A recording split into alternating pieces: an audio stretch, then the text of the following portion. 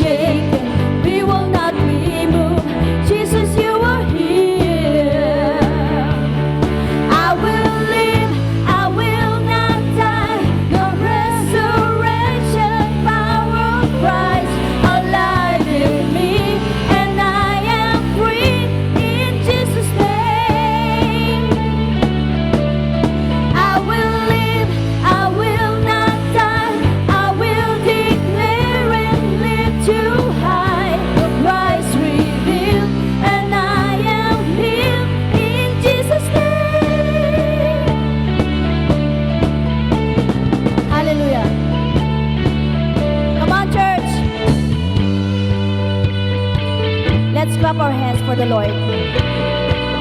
Let's sing to the Lord.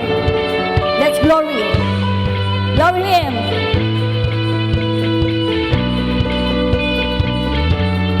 God is fighting for us, pushing back the darkness, lighting up the kingdom that cannot be shaken.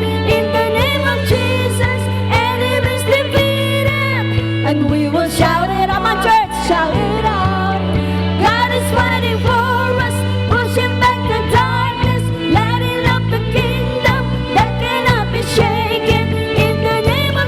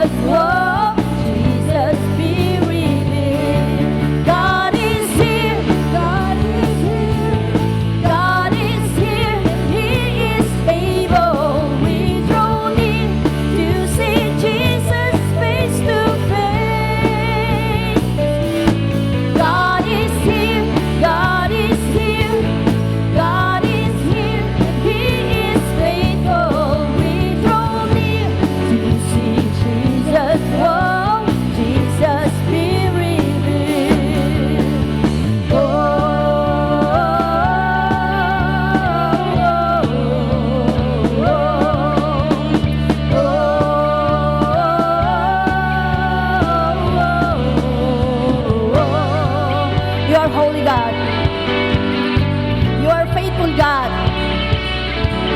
No other name like you, Jesus. Come on, church, say holy. Holy, we cry, holy, hallelujah, God is here. Holy, we cry, holy, hallelujah, God is here. Holy, we cry, holy, hallelujah, God is here. Holy, we cry, holy, hallelujah, God is here. God is here, God is here, God is here, He is able. We draw near to see Jesus face to face. God is here, God is here, God is here, He is faithful. We draw near to see Jesus, oh, Jesus be revealed. God is here, God is here, God is here, He is able. We draw near to see Jesus face to face. God is here, God is here, God is here, He is faithful. We draw near to see Jesus, oh, Jesus be revealed. Oh,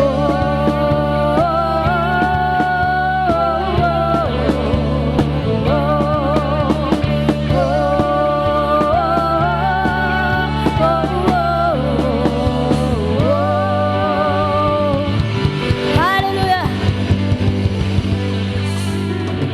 Thank you, Lord God. Thank you, Jesus. The God is fighting for us. Alam natin lahat yan. Let the Holy Spirit invite in this place. Hallelujah. Thank you, Lord Jesus.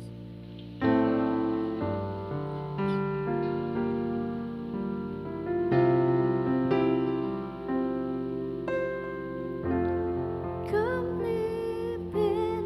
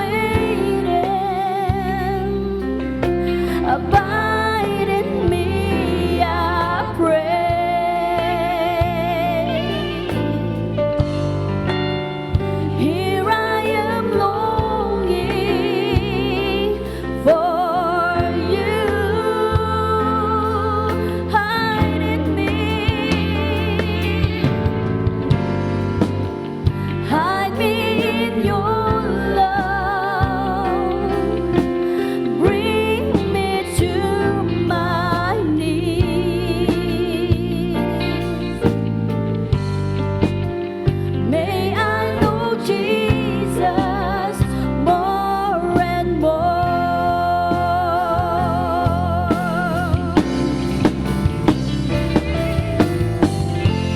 Come live with me all my life. Take over. Come breathe in me, and I will rise on eagle's wings. Come live in me all my life. Take over. Come breathe in me, and I will rise on eagle's wings. Come live with me all my life.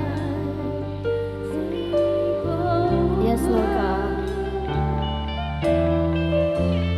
Come breathe in me, and I will rise on eagle's wings.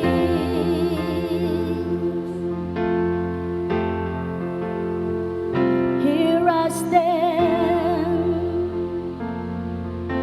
forever in your mighty hand, living with your promise written on my heart.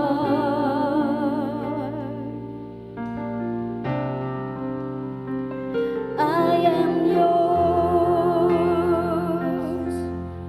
surrender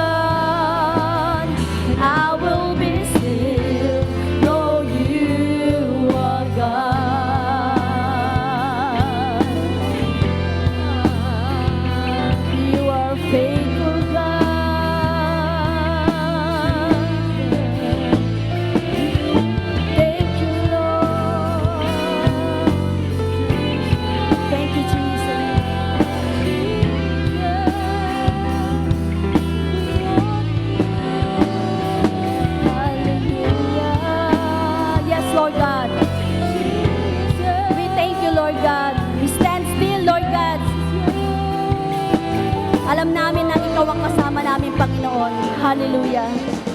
We thank you. We magnify your name. We glorify your name. Thank you, Lord God. Thank you, Jesus. Thank you, Holy Spirit. Hallelujah. In Jesus' name we pray. Amen and amen and amen. Hallelujah.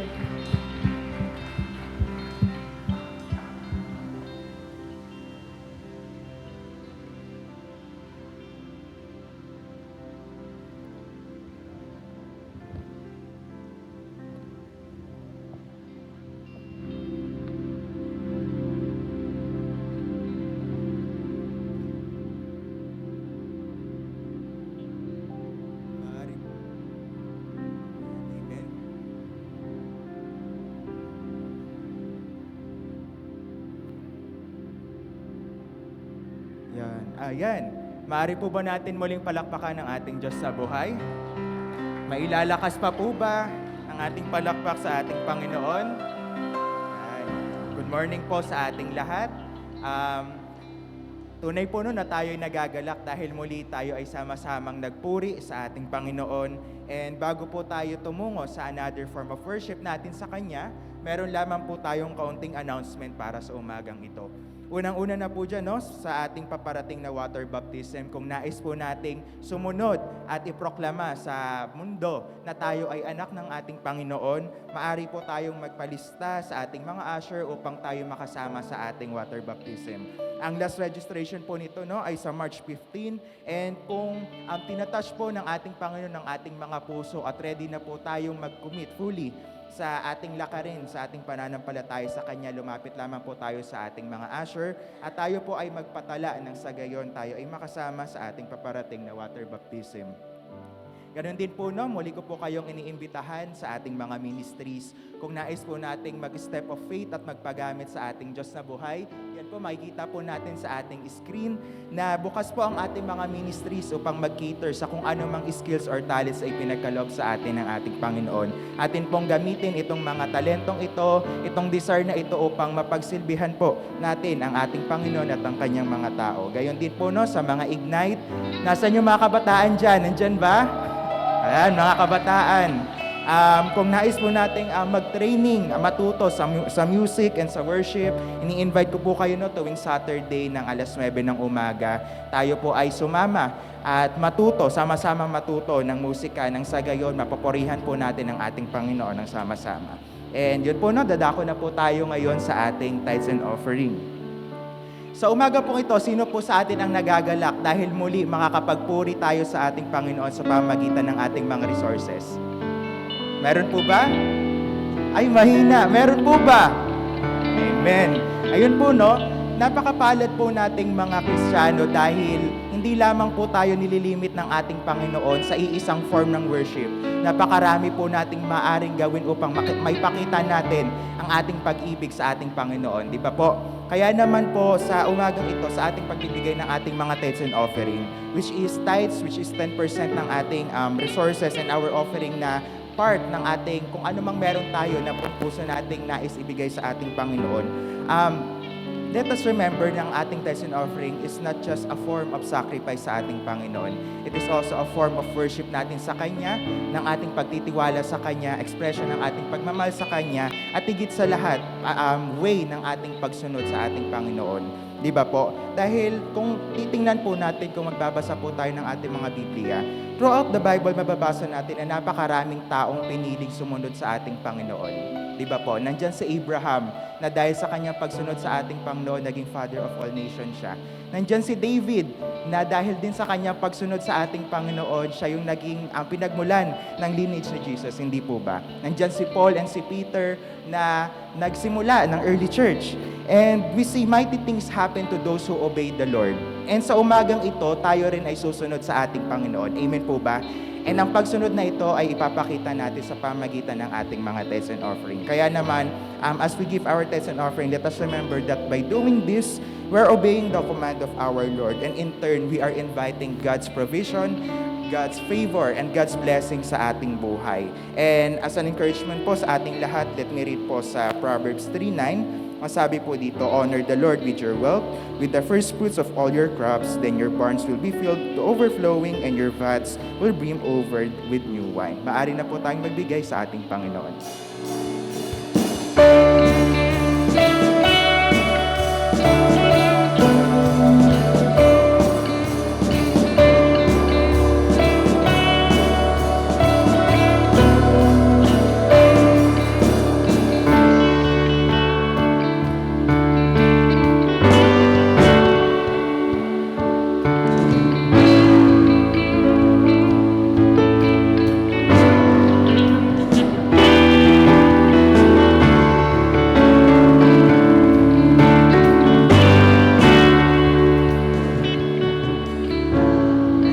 Maaari po ba nating ituon ang ating mga kamay sa ating tithes and offering box at sama-sama po natin itong ialay sa ating Diyos na buhay.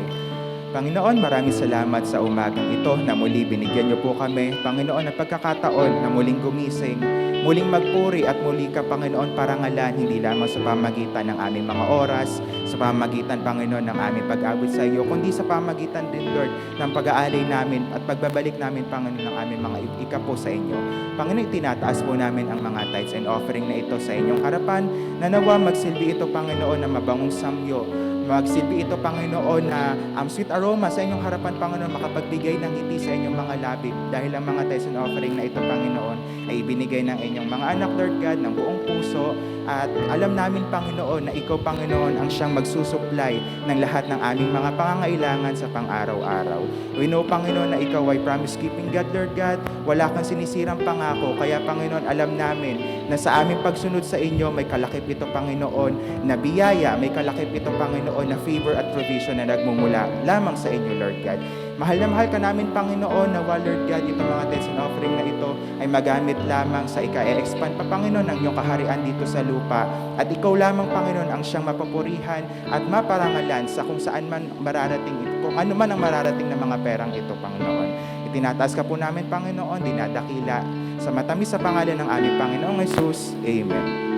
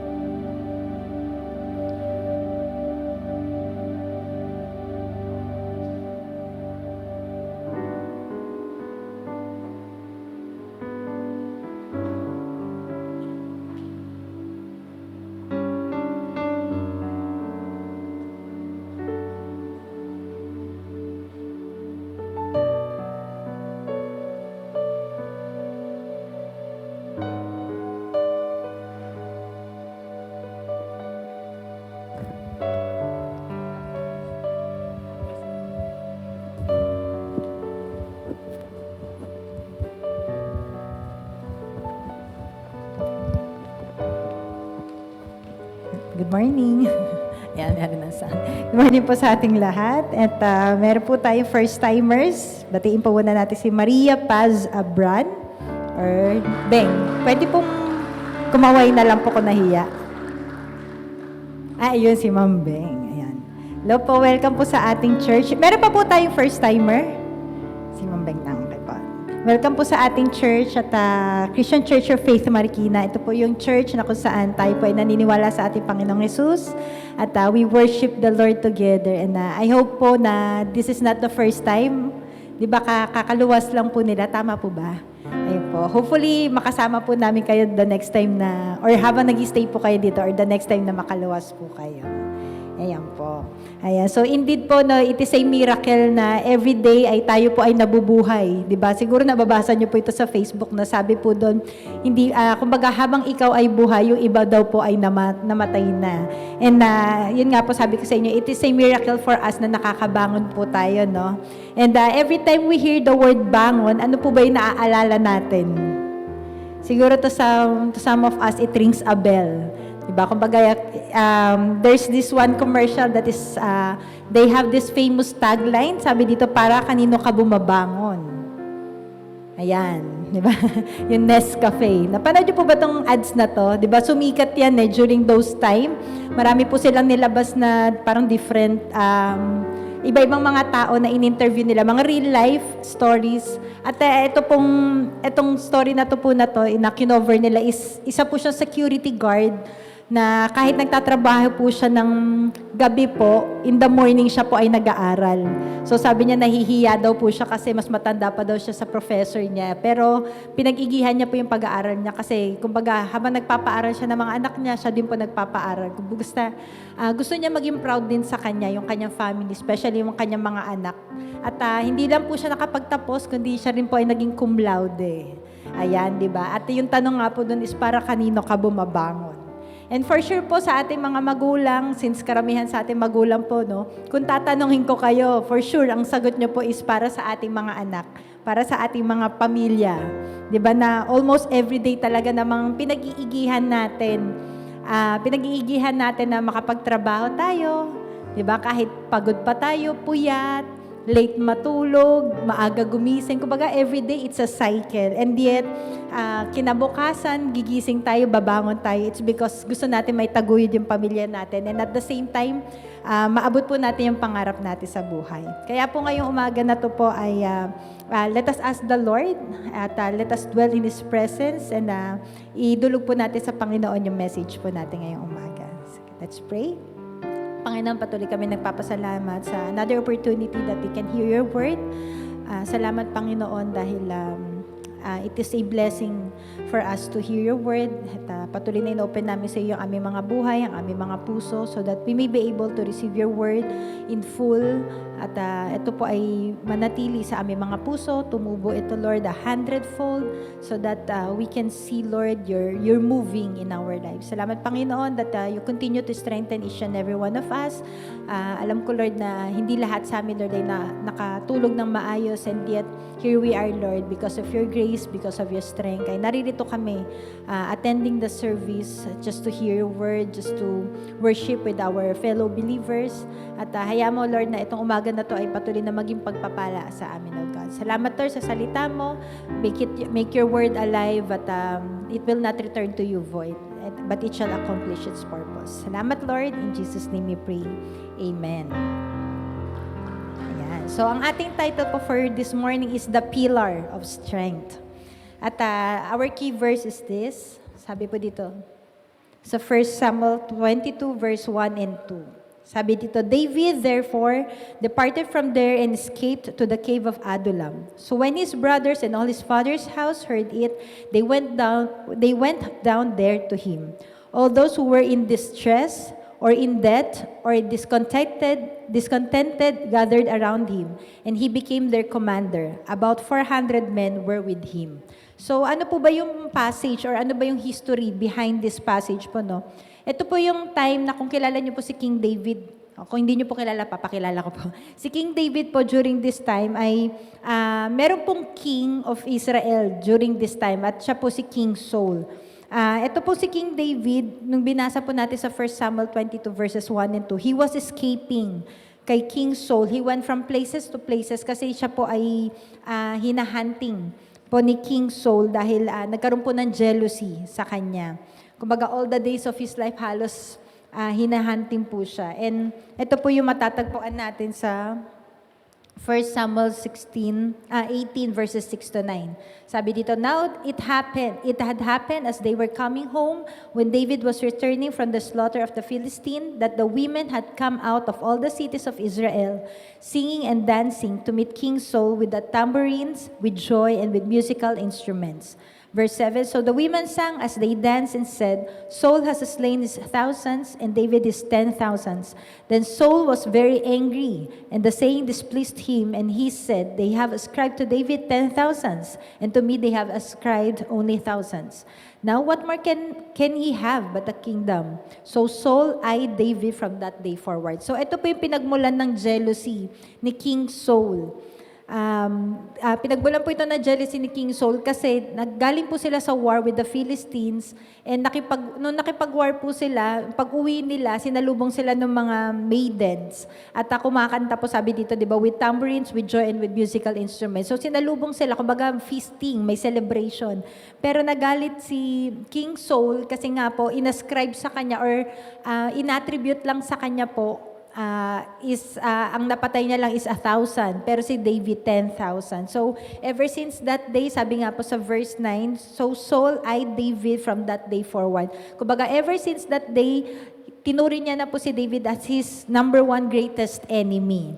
So, to the point po na kinumand po ni Saul yung kanyang army na kahit saan nyo makita si David, huntingin nyo si David kahit saan, at pag nakita nyo, patayin nyo. Ganun po yung galit niya. But the question is, ano po ba ginawa ni David? Kung babalikan po natin or kung nakakasunod po kayo sa ating mga Bible reading ng mga nakaraan po, mga few makikita po natin na wala namang pong ginawang masama si David. Actually, or in fact, he was very faithful. Faithful po si David. Nag-start po siya sa palace ni King Saul as musician, di ba? Tumutugtog siya ng harp. And then, he was promoted as the armor bearer, tagabuhat ng mga, yung mga armor. And then, later on, after niya makipag-fight kay Goliath, nung siya po ay nanalo, siya din po ay, kumbaga, he was also promoted. And yun nga po, sabi ko sa inyo, no, wala po siyang kasalanan. Kumbaga, he only did what was right. He only did kung ano yung kinuman po sa kanya. So, David was very faithful and he behaved very wisely. And that leads us po sa ating point number 1. Ayan po. So, pain and sufferings were made to strengthen us. So, alam niyo po si David, kahit ganun po yung circumstances niya, kumbaga halos buong buhay niya, takbo siya ng takbo, nagtatago siya kay Saul dahil gusto nga po siyang patayin, no? Alam niyo po, kahit unfavorable yung circumstance niya, he was not moved. He was not shaken. Hindi po siya hindi siya nagpa-apekto. Siguro somehow may kirot sa puso niya, no? Kumbaga may mga tanong sa puso niya na, bakit ba gusto mo akong patayin? Ano bang problema mo? 'Di ba? Siguro sa atin po may mga experiences tayo na gano'n, no? Na may mga parang somehow injustices. 'Di ba? Na parang ba't ba lagi ang init ng dugo mo sa akin? Parang wala naman ako ginagawa. Ang bait ko nga sa'yo, ang sweet ko. And yet, parang konting kibot, parang ang init ng ulo mo sa akin. Pero si David po, he was also in that situation and yet, hindi niya po hinayaan yung emotions niya na mag-rule. So, katulad po ng title natin, no, yung Pillar of Strength. Ano nga po ba yung pillar? Yung pillar po, ito po yung cylindrical sa mga engineering, sa mga architect, nag-aral ng architectural, Ito po ay isang cylindrical. Pabilog po siya or pwedeng square type po siya na kung saan it is a solid structure na ito po ay nakatayo pataas. Ano po ginagawa neto? It supports the home or building at it is designed. Hindi po siya hindi siya parang design lang na parang additional design or add-ons. Kundi yung po ay may purpose. At ito po is designed to hold weight from roofs or kung kayo po ay may second floor, may third floor, or kung meron po kayong ceilings, di ba lahat naman ng bahay, ng buildings may ceiling. So kailangan po ng pillar. Ayun po kung makita nyo sa picture. And it also help make the building or home structurally safe and sound. May nakita na po ba kayong structure, either building or home, na walang pillar? Meron na po ba kayo nakitang ganun? Meron, magic yun pag ganun, di ba? Kumbaga nakalutang yung second floor mo. Siguro merong yun, parang may tali or something na galing naman sa taas. Pero most likely, ako wala pa ako nakita na ganun. No? Most likely talaga, lalo na po pag sa mga sa ibang countries like yung sa Greece, sa Italy, makikita nyo talaga yung mga structure po nila, ang lalaki ng mga pillar nila. And it serves as the strength of that building, strength of that country, na makikita mo talaga na pinapakita nila na itong country na to or itong place na to, itong building na to is very strong. Ayan, so yun po yung gamit ng pillar. So paano po ba tinetest yung pillar? Kasi may mga testing to, no? Kumbaga sa building, tinetest din niya kung gaano katibay. Ang mga pillar, ganun din po, tinetest sila. So ang isang building po or isang pillar ay tinetest po sila, gumagamit po dito ng non-destructive testing methods. Katulad po niyan, dalawang yan, yung rebound hammer and ultrasonic pulse velocity test. So yung sa rebound hammer po, nung pinanood ko siya, ano po siya, ini-insert po siya sa isang solid or concrete na cement. And then, ano siya, parang mag-shake siya para i-gauge po kung gaano katibay. Kumbaga may force po na nakaatang doon, may force na gagawin, making an impact on the concrete at iniimbestigan po nila kung gaano po ka-strong yung structure. So doon pa lang makikita mo kung gaano ka strong ang isang structure po. At yun din po, no, yung isa ganun din parang may gagawin din po siya to test kung mabilis ba mayanig or mabubuwag ba agad. And naalala ko nung nagpunta kami sa Legoland, meron sila doon na parang may part sila doon na magbibuild ka ng matataas na building gamit yung Lego. And then i-shake niya yon. So makikita mo kung gaano ka strong, kung mabilis ba siya bumagsak or ano. So parang ganun din po yung sa pillar. And katulad din po sa buhay natin, no, bilang mga isang tao, kumbaga we represent each individual as a pillar and we go through series of tests. Diba? Para ma-examine po yung stability natin, kung stable ka ba or parang konting pagsubok lang ba, napapanghinaan tayo ng loob, bumibigay ka ba kagad. Kumbaga yung pain and suffering na yun, diba sabi ko nga sa point number 1, yung pain and suffering na po yun, it is necessary to strengthen us. It is made or it is allowed by the Lord at times para tayo po ay tumibay sa ating pananampalataya sa Lord. And di ba last time tinakil din po natin to that trials are essential pero temporary lang po yan. So ang unos na yan, dadaan yan sa atin. Sometimes it makes us think na parang antagal or minsan napoprolong talaga siya, no? Pero doon natetest yung faith natin, yung patience, yung character natin. And for us na ma-develop po itong character na to, yung stability po natin, no? And for us to be able to lead others through this valley experience is kailangan tayo po mismo ay dumaan dito. Kasi mahirap po na hindi natin napagdaanan yung isang pagsubok, tapos pag may kumausap sa'yo na nagdaan doon, parang mag-give ka lang ng counsel or ng mga words. Example na lang po, loneliness.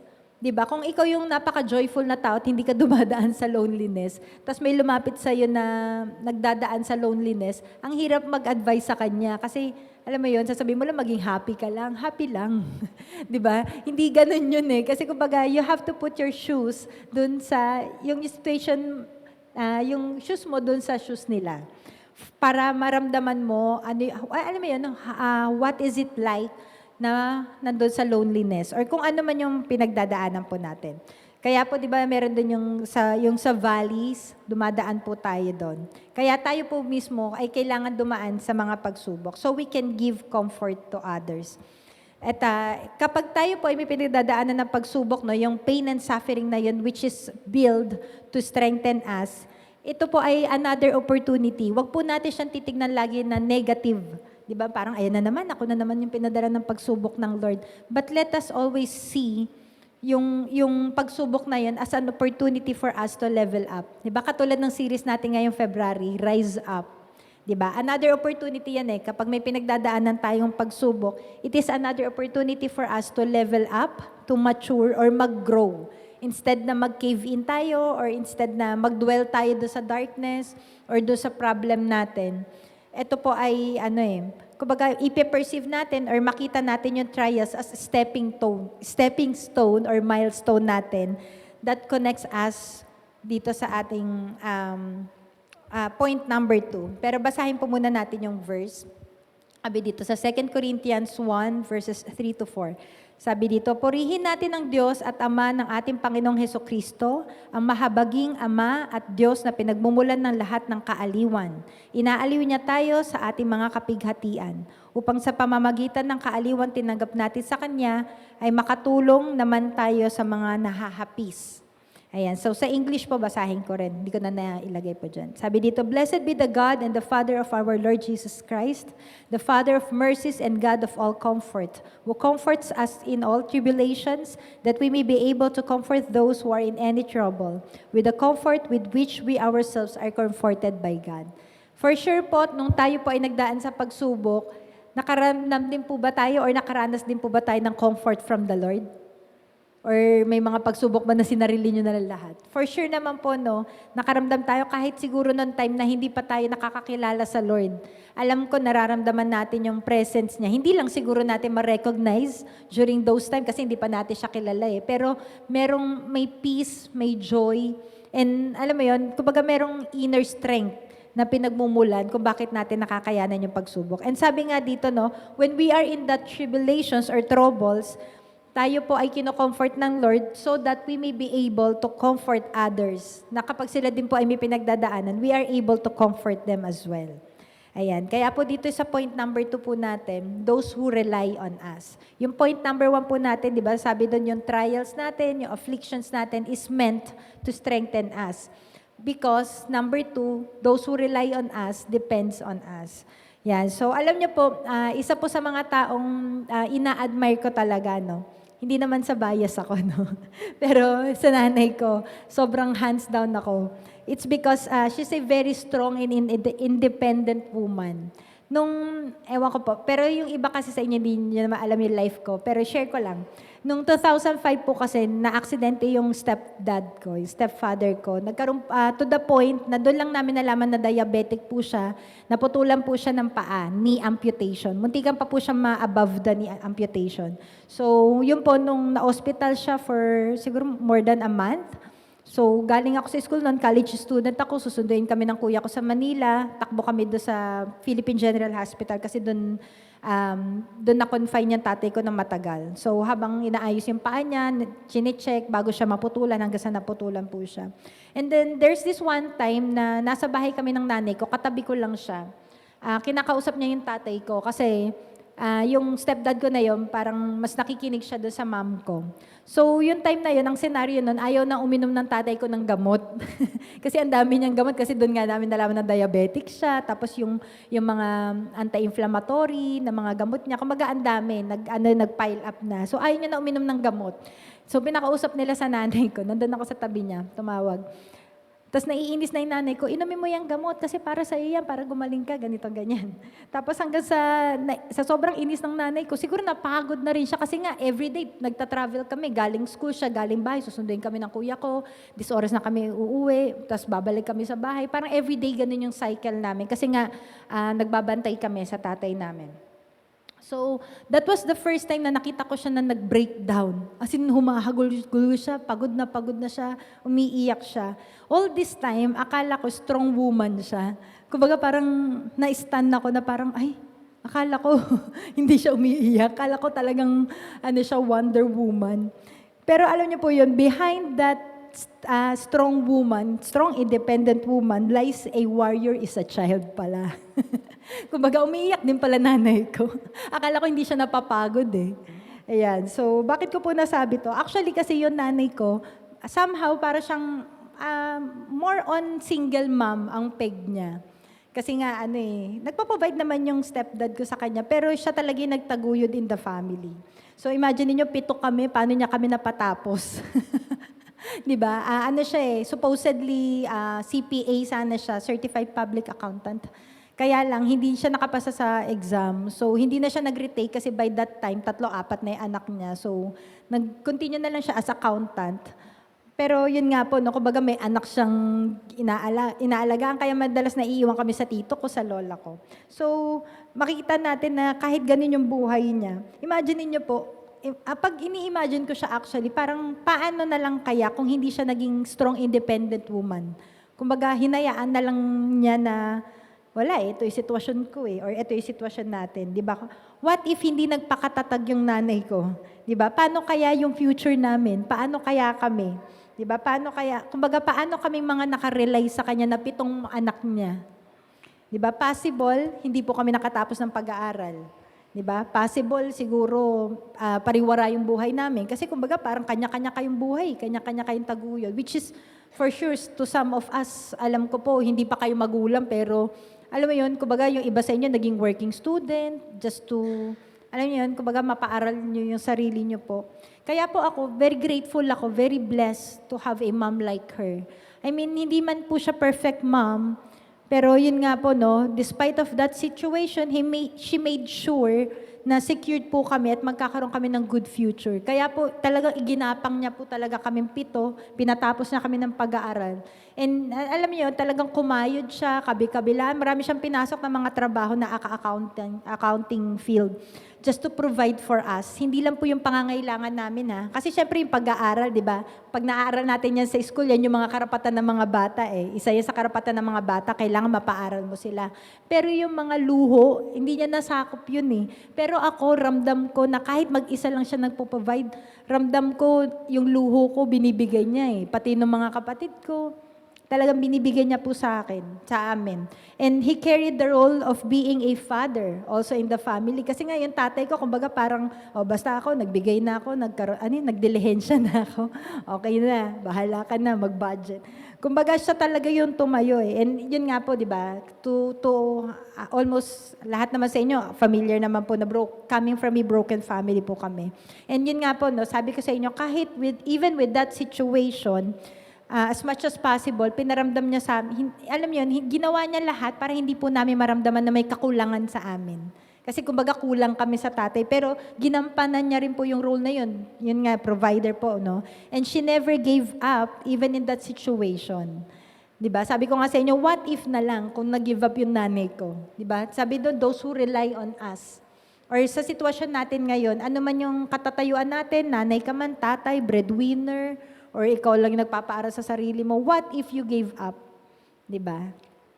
Paano na lang yung mga nakadepende po sa atin? Kaya pwede po ba natin palakpakan yung ating mga magulang, yung mga nagtatrabaho, yung tumatayong parent, yung mga guardian natin na nag-work sila daytime, nighttime, iba double jobs, triple jobs, just to provide for us. Diba? Sabi ko nga sa inyo, kahit late matulog, maaga gumising, pagod yung katawan, minsan may sakit pero kailangan bumangon just because someone relies on us. Diba? Mahirap po yun eh, na kumbaga you're wearing a lot of hats.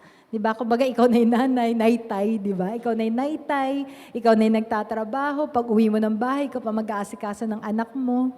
Ayan, so mahirap po yun, no? Kaya nga po dito sa, di ba yung naging key verse natin kanina sa 1 Samuel 22 verse 1 and 2, notice, tingnan nyo po, no? Sabi dito, yung mga kapatid ni David, pati yung kanyang pamilya po, nung nalaman na nandun siya sa Adullam, sa cave of Adullam, pumunta din po sa kanya. Verse 2, sabi dito, all those who were in distress, yung mga inaapi daw po, yung mga suffering in hardship, yung mga in debt, may utang, di ba? Sa atin, may mga utang pa tayo.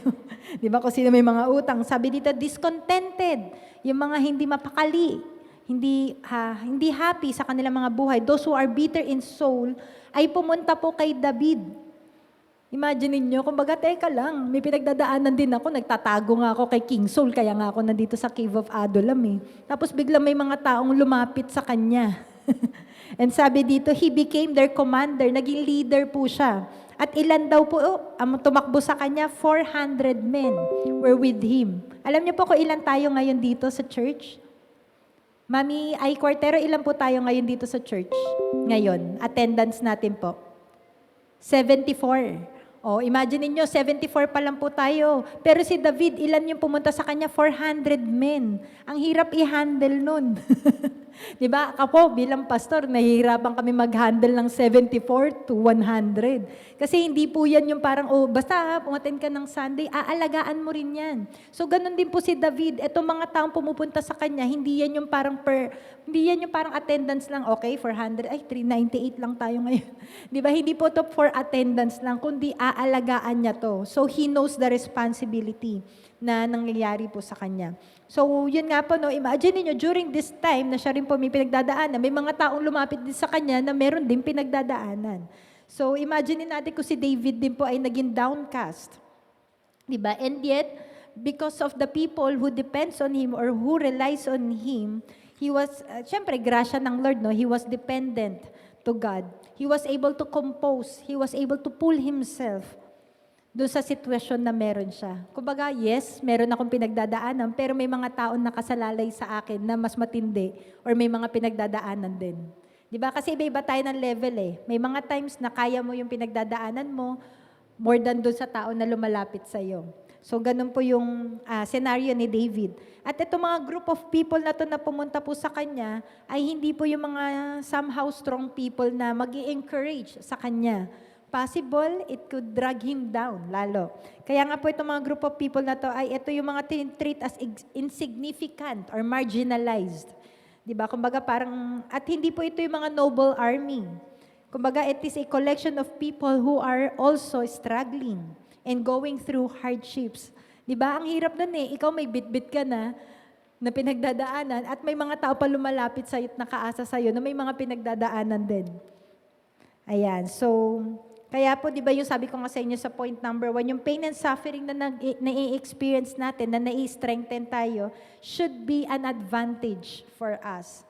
Kasi ito yung gauge natin for us na ako ba ay reliable or pwede na bang mag-depend sa akin yung mga tao if we overcome that trials.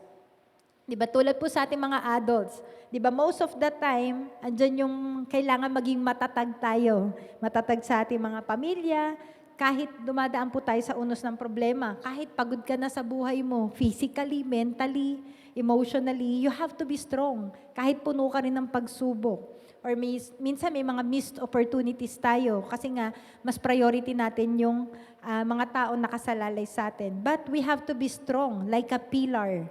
Diba? Na kung saan yung condition ng mga taong nasa ilalim natin is dependent upon us. Kaya hindi po tayo basta-basta pwede mag-give up, hindi tayo basta-basta pwede mapanghinaan ng loob. Kasi sila po ganun na. So kapag tayo rin napanghinaan ng loob, nag-give up, paano na? Di ba po? Kaya ito pong verse na to yung sa 1 Samuel 22 verse 1 and 2, this only shows na si David po ay may kapasidad to lead. Diba? To lead in, magkaroon ng leadership position, even in challenging circumstances. Yan, magigauge natin yung sarili natin dyan eh. Am I matured enough na kahit may pinagdadaanan ako, kaya kong dalhin yung mga tao nakasalalay sa atin. Ayan, so behind that, syempre, God was preparing him na, alam mo yun, may test din na, sige nga, bigay ko to kay David na kahit may pinagdadaanan siya, kahit may circumstances siya, bigay ko 400 men. Tignan natin kung able siyang alagaan to. Able siyang tutukan to. And it was proven, of course, na si David ay able to handle 400 men. And yun nga po, no, itong men na to, sabi ko sa inyo, is not noble men, but these are the people who are troubled, distressed, and may mga utang, discontented in life also. So, makikita natin na kung paano mag-lead si David. Di ba, kinonsider niya yung mga outcast. Yung mga, ano yun, yung sa araling panlipunan ba natin, yung mga aliping sa gigilid, aliping na mamahay. Diba? Kumbaga sa kanya, wala siyang tinatanging mga tao. Everyone is welcome sa kanya. Like Jesus. Diba si Jesus, kung mapapansin niyo po sa New Testament, that was first century, ang mga kababaihan is considered as nothing. During those time, considered ka lang as possession or alipin ka lang, slave. And yet, makikita natin na during the New Testament, first century, nung bumaba si Kristo dito sa lupa, puro babae ang ni-reach out niya. Karamihan puro babae. Mary Magdalene, diba? Doon nga siya una nagpakita eh. Diba? Kaya na-spread agad eh. Sabi daw kasi mga babae marites daw. Kaya pag gusto mo mag-spread ng news, babae daw. Ayan, so marami pong mga ni-reach out si Jesus nung nandito po siya sa mundo natin ng mga kababaihan. Even the sinners, he reached out to sinners. Diba kay Zacchaeus, yung mga tax collectors, mga sinners, he reached out. Bakit? Kasi ito yung mga considered as outcast of the society. And yet, itong mga tao na ni-reach out ni Christ, they were transformed and because Jesus reached to them. So makikita po natin also, dun sa buhay din ni David, no, kung i-compare natin, he has the ability to provide hope and direction to those who were in need. Sino po dito yung napapansin nyo yung sarili nyo na kayo po ay totoong Kristiyano? Maraming tao lumalapit sa inyo. Hindi po para utangan na. Maraming tao lumalapit sa inyo for counsels. Sis, pag-pray mo naman ako, may pinagdadaanan ako. Bro, pag-pray mo naman ako. Kumbaga, ikaw kagad yung number one sa isip nila na kapag may pinagdadaanan ako, puntahan ko si sister or sabihin ko kay brother. Lalo na po pag unbelievers. 'Di ba? Ang sarap sa pakiramdam kasi nakakapag-minister po tayo sa kanila. And alam mo yun, it could be or possible po kasi na ikaw na lang yung natatanging friend niya or kapamilya siguro niya na mahihingan niya ng lahat ng pinagdadaanan niya. Kumbaga, hindi niya masabi sa family niya, hindi niya masabi sa asawa niya, sa boss niya, kaya ikaw yung nilalapitan niya. Di ba ang sarap po sa feeling? Kasi dahil marami lumalapit sa'yo, nararamdaman mo sa sarili mo na, isa pala akong pillar na pwedeng sandalan.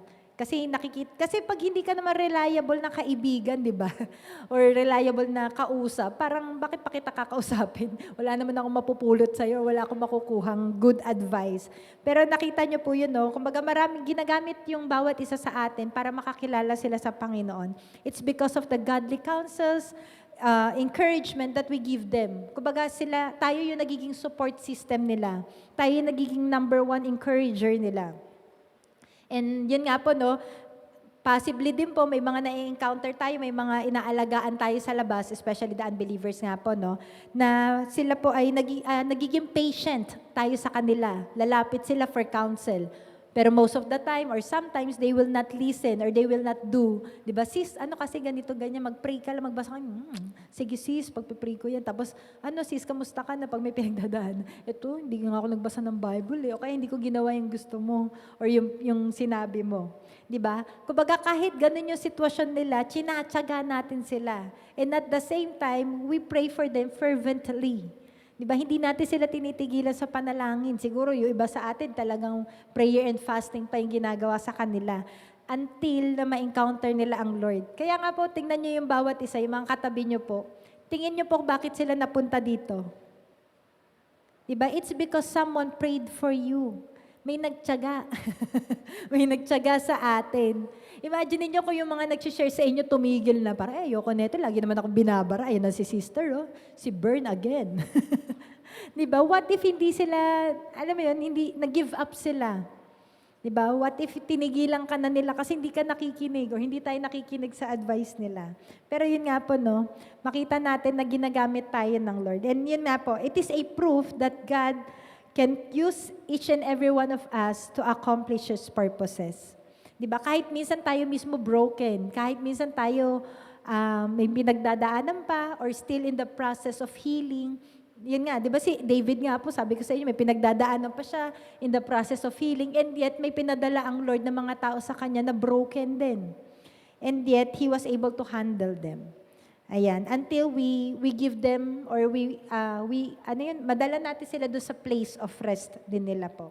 Kaya nga po, it is very important for us, especially sa mga nakakilala sa atin sa Panginoon, to know our role and responsibility to lead them to the Lord. Diba? Kumbaga yan yung advantage natin Kilala na natin si Lord, we can give them godly counsels compared kapag hindi mo kilala sa Lord. Ayan, so we can give them and we can show them the way to the Lord. Ayan. In Isaiah 58:12, sabi dito, muli ninyong itatayo ang kutang gumuho at itatatag ito sa dating pundasyon. Makikilala kayo bilang tagapagtayo ng mga nawasak na pader, mga tagapagtatag ng bagong pamayanan. So sa English po, every one of us is called to be a restorer and rebuilder. Gagamitin po tayo ng Lord to be a rebuilder and restorer. Kaya nawa po sana i-desire po natin to, no? Kumbaga hindi lang tayo manatili dito sa loob ng church or makontento na parang may pinapadala naman sila ng mga first timer, ito na lang yung aalagaan ko, ito na lang yung tutulungan ko. Hindi po. Kahit po nasa workplace tayo, nasa school, sa community natin, kayang-kaya po tayo gamitin ng Lord. And to some of us, baka may calling sa atin na missionaries, di ba? Nawa, gamitin tayo ng Lord to be the rebuilders and restorers. Kaya nga po, ito po yung magiging kakaibahan natin sa mundo kasi tayo peacemakers. Di ba? Tayo po yung magiging refuge to those who are hurting and in pain. Di ba? Katulad sa key verse natin, to those who are in distress, indebted, and discontented. Kaya po, itong church na to po, ito po yung prayer natin, no, na itong church na to will be a refuge to those who are weary and in need. Di ba? Yung mga sugatan. Kumbaga, hospital po ito. Di ba? So, ito, some of us, may mga lumipat ng church, or yung sa inyo, naghahanap, kumbaga hindi pa kilala si Lord, pero seeking na makakilala kayo, seeking na makilala nyo in a deeper way ang Lord. I hope that this church will be a blessing to you. At maging refuge po siya kapag kailangan nyo ng pahinga. Nawawag kami maging stress sa inyo. Kumbaga maging pahinga kami talaga, refuge, ika nga, no? Maging home. Kaya nga po, pansinin nyo yung treatment natin sa bawat isa dito, hindi po pastor, member. Di ba? Family. Family po tayo. Ayan. So even sa leadership, sa mga nagmi-ministry na po, in leadership position, it requires of us na to carry the burdens, heavy burdens. Di ba? Minsan we fight the battles, na kung saan minsan nakakapagod and long battles, na kung saan it only proves na yung strength natin as a human is insufficient. Hindi po, kulang. Ayan, so, at ito pong next verse na babasahin po natin, it could give us comfort and something that we can hold on. Sa 2 Corinthians 12:9. Sabi dito, and he said to me, my grace is sufficient for you, for my strength is made perfect in weakness. Therefore, most gladly, I will rather boast in my infirmities, that the power of Christ may rest upon me. Nawa po ito yung maging cry ng puso po natin, no, na as the Lord supplies strength to us, tayo po ay hindi basta-basta mag-give up, hindi po tayo basta-basta madi-discourage or mapapanghinaan ng loob along the way, kahit may pinagdadaanan po tayong trials. And that can only happen if we draw strength from the Lord, which is our third point. Ayan, so si King David po, meron po siya laging sinasabi dito as the Lord, His strength. And ganun din po sa atin, no? Kapag nanghihina tayo physically, emotionally, intellectually, dahil sa mga pinagdaraanan po natin, ito po yung pwede po natin panghawakan at maging comfort, maging strength po natin. Sa Psalm 18 verse 2, sabi dito, the Lord is my rock and my fortress and my deliverer, my God, my strength in whom I will trust, my shield and the horn of my salvation, my stronghold. Ayan, ang ating Panginoon lamang po ang only true source of our strength. Diba? Na sa lahat ng pagsubok na pinagdaraanan natin, pagdaraanan pa natin, ay nawa po ang Panginoon lamang po yung lagi nating kakapitan. Amen po ba? Amen. Diba katulad po sa isang sa gadget or sa mga appliances, ano po yung tingin nyo na common denominator netong mga to? Mga gadgets, appliances. Ano po yung common denominator na tingin nyo po? Diba? Kailangan lagi silang nakatap sa power. Bakit po? Yung mga cellphone ngayon, they were built, di ba, na kapag chinarge mo, pag na full charge, gumagana. Pero yung mga appliances po, like yung aircon, hindi po yan nare-recharge. May mga bagay na hindi po nare-recharge. So they have to, to connect mismo do sa source of power or else, hindi po sila makaka-function.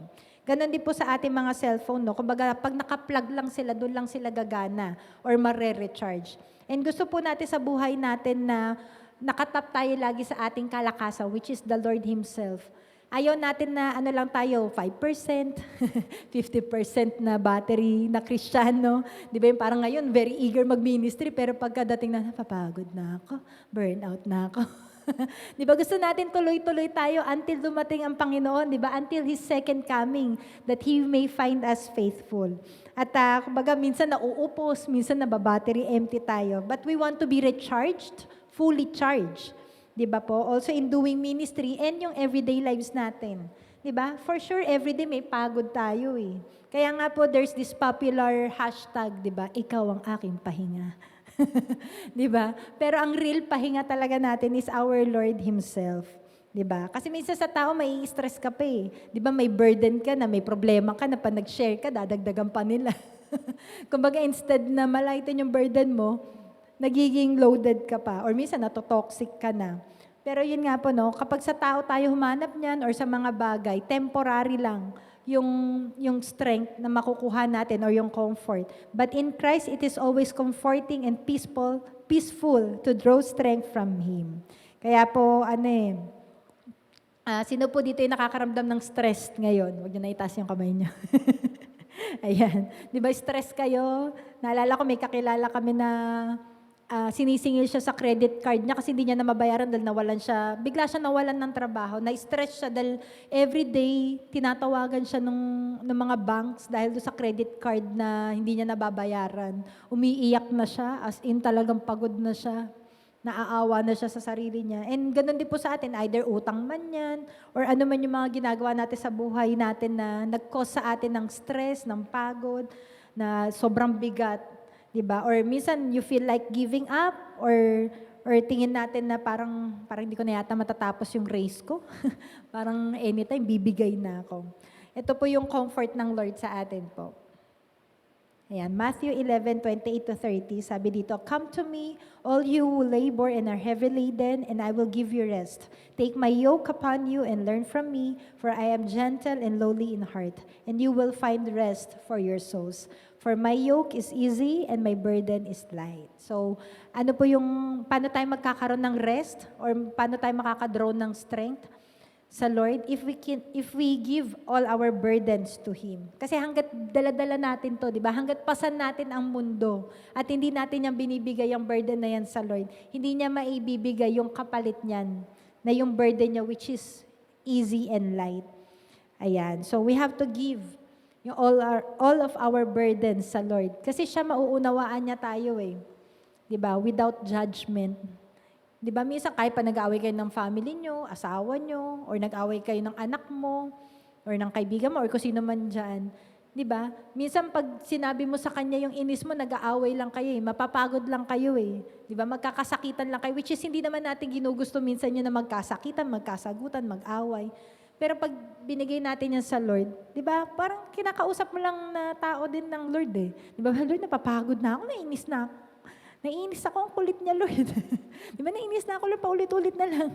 Naiinis ako, hindi siya nakikinig, ganito, ganyan. So, pag sinasabi natin yan sa Lord, na gumagaan yung pakiramdam natin, hindi man minsan kaagad nagbabago, no, yung tao na involved.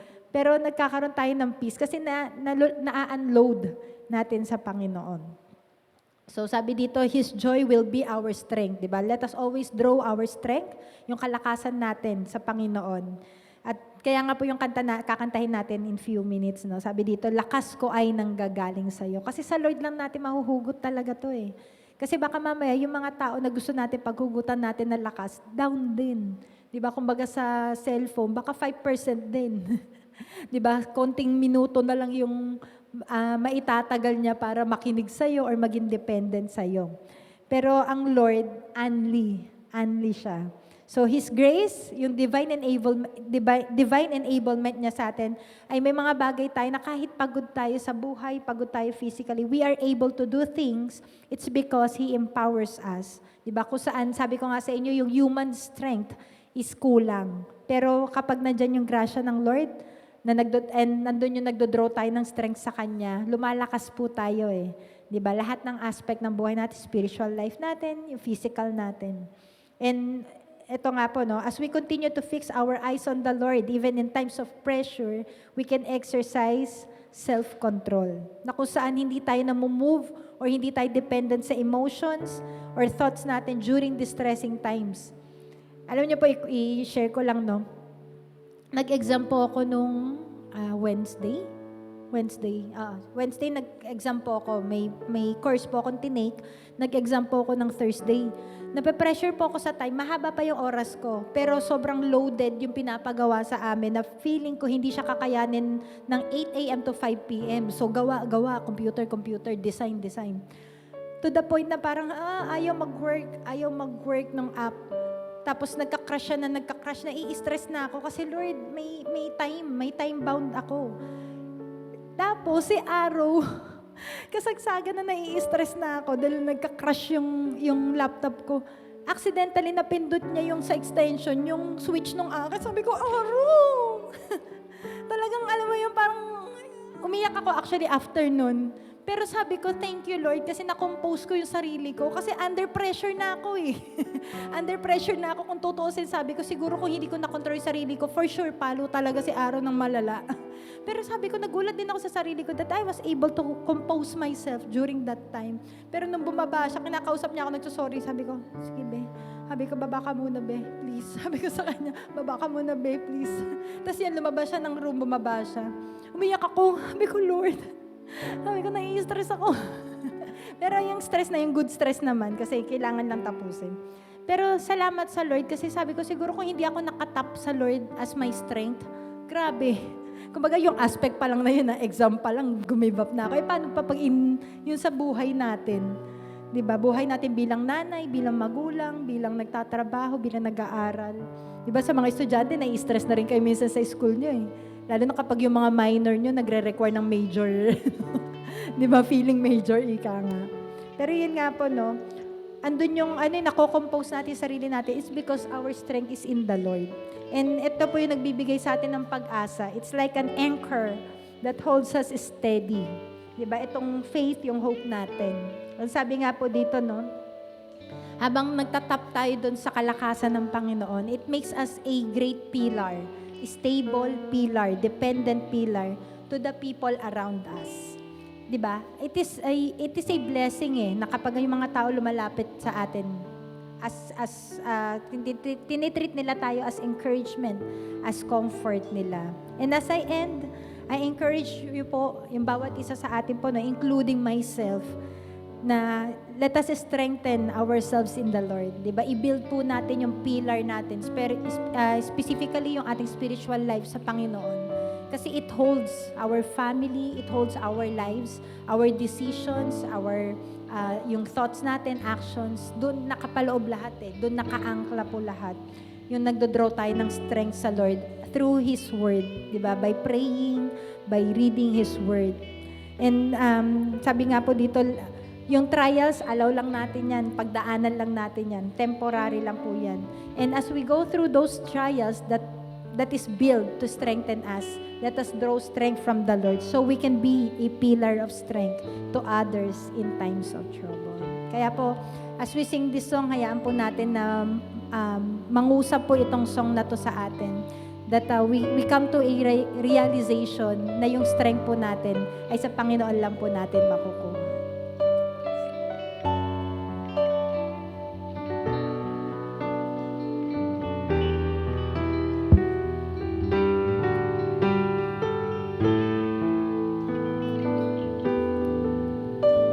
Pagising sa umaga, naaalala ka, nasasabik ang puso ko na makapiling ka. Umaawit, sumasamba, sumasayaw sa'yo, naghihintay ng pangungusap mo. Pagising sa umaga, naaalala ka, nasasabik ang puso ko na makapiling ka. Umaawit, sumasamba, sumasayaw sa'yo, naghihintay ng pangungusap mo. Ayaw kong magkulang ng kapangyarihan mo. Ayaw kong magkulang ng kabanalan mo. Jesus, dakila ka, tanging sandigan ko. Lakas ko ay nanggagaling sa'yo.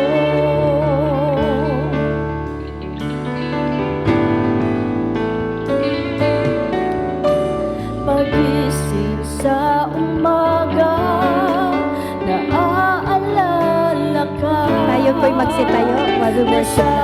Nasasabik ang puso ko na makapiling ka. Umaawit, sumasamba, sumasayaw sa'yo,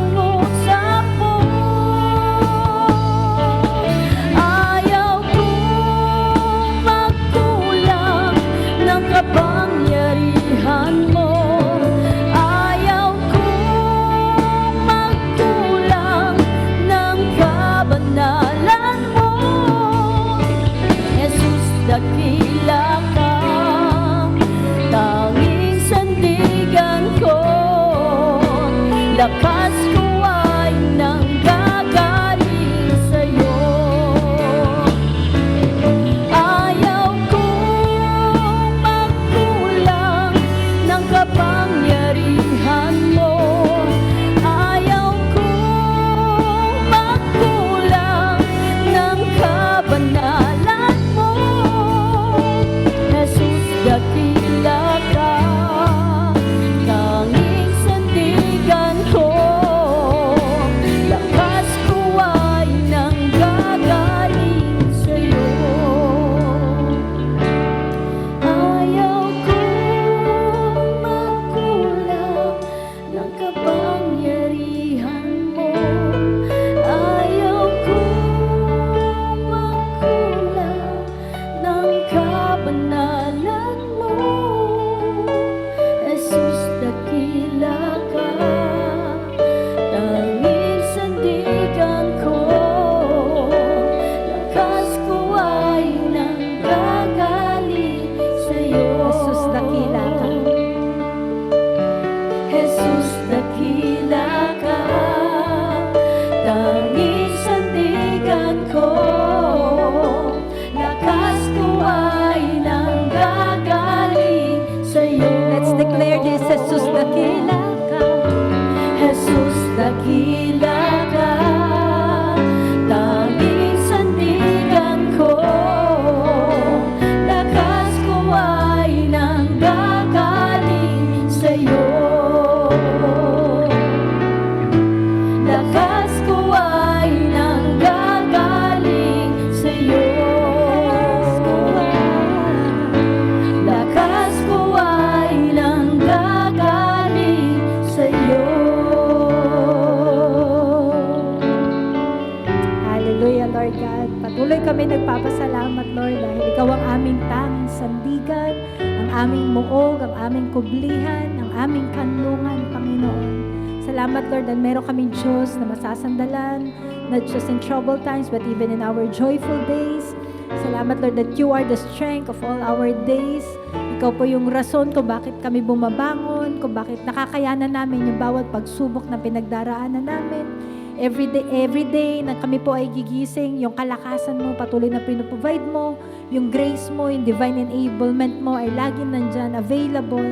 As we continue to tap ourselves in You, the true source of our strength. Lord, salamat, Lord, dahil Ikaw yung Diyos na maaasahan namin, Lord, at hindi lang po kayo every time na may pagsubok kami, but we can come to You anytime, even na kahit gusto lang namin mag-spend time with You, at makaniig ka, Lord, at marinig lang yung boses mo, waiting for You, Lord. At ganun din po sa bawat isa sa amin, Lord. It is our prayer, Lord, na pagising pa lang namin sa umaga, Ikaw na po yung aming hahanapin, Ikaw na po yung aming sasaliksikin, Ikaw na po yung aming i-desire, so that all of our days, Lord, ay maging well-planned, at anumang pagsubok yung dumaan dito, maging magulo man yung maging schedule namin, ay hindi po kami mapapanghinaan ng loob, hindi po kami magi-give up, dahil alam namin, Lord, na inaalaw mo to test our character, oh God. Salamat din po, Lord, dahil those trials, Lord, ay meant to make us stronger.